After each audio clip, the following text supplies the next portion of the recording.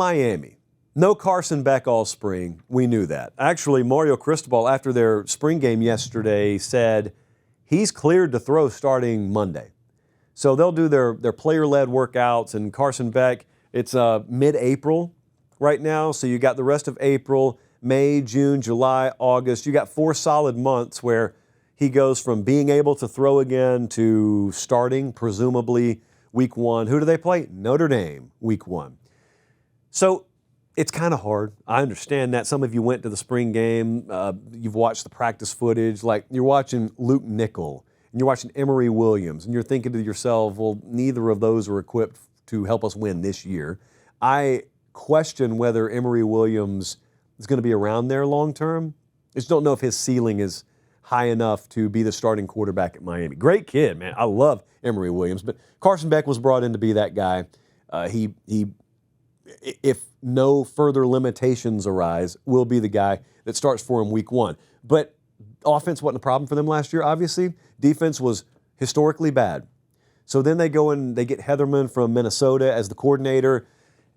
If you go watch Miami practice, it's the most mind-boggling thing because you look at the caliber of athlete on defense, and that is not the issue. Talent is not the issue. It won't be this year.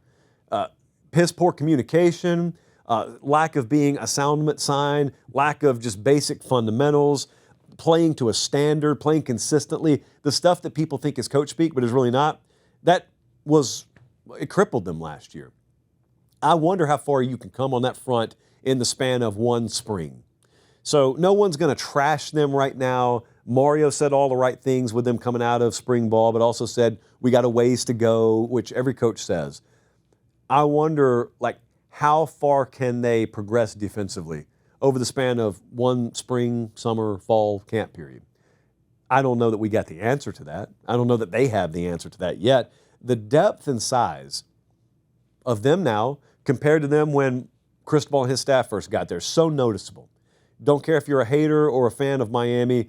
At the very least, you look at them and you say, yeah, they look way different. You watch their twos in practice, and they look way different than some of the frontline guys that they used to roll with. But that doesn't win you games. It's the stuff you need to win games, but that doesn't guarantee you anything. It's just that it's nice to see. It lets you know, in other words, like if you go watch them practice or you watch the spring game and you look at the caliber of athlete out there, you look at the size on the lines of scrimmage, specifically that O-line. I'll talk about that in a second.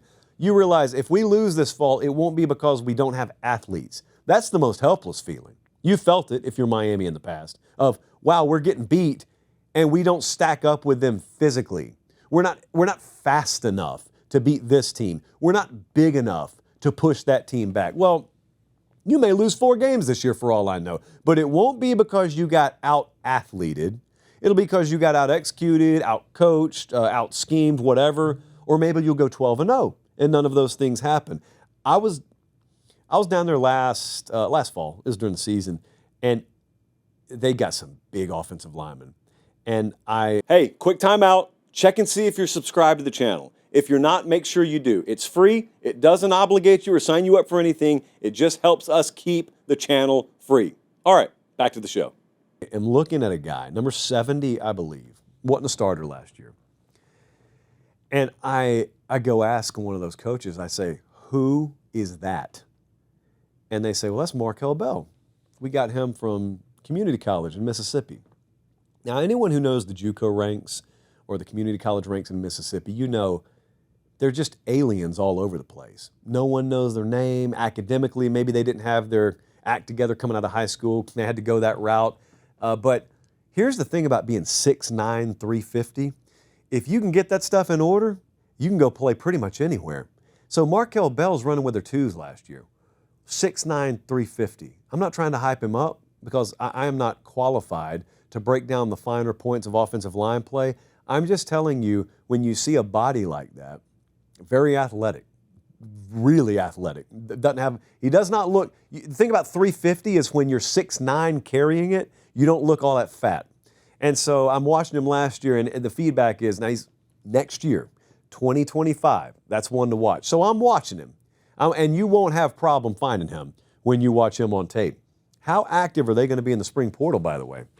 I would be shocked if Miami didn't make a few moves in this upcoming couple of weeks in the spring portal. So it's yet again, it's going to be an ACC contending team. They've got a much tougher schedule this year, but if they're good enough, it won't matter. That's kind of how I view Miami right now.